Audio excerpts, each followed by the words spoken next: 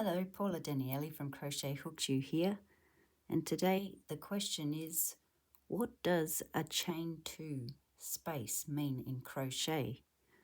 And what it is a space created by 2 chain stitches, and in a pattern it will most likely ask you to crochet your next stitches into this space which was created by the 2 chain stitches.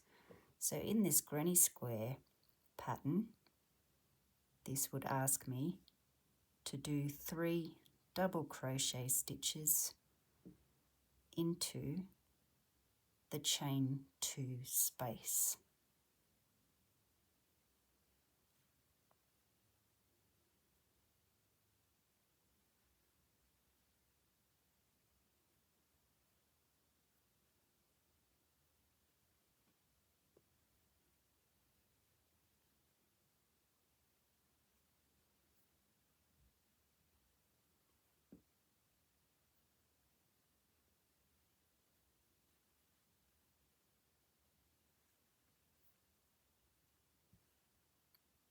So the space basically creates an opening for the next stitches for the next round.